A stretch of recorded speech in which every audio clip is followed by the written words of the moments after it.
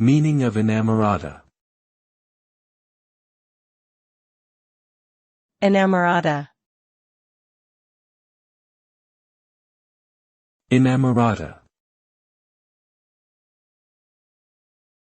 Inamorata. Inamorata.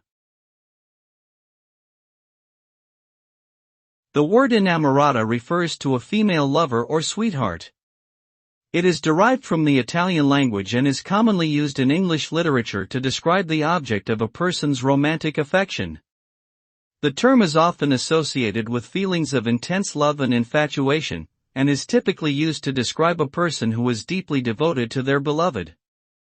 Inamorata is a gender-specific term that is not commonly used in modern conversation, but it remains a popular theme in poetry and literature.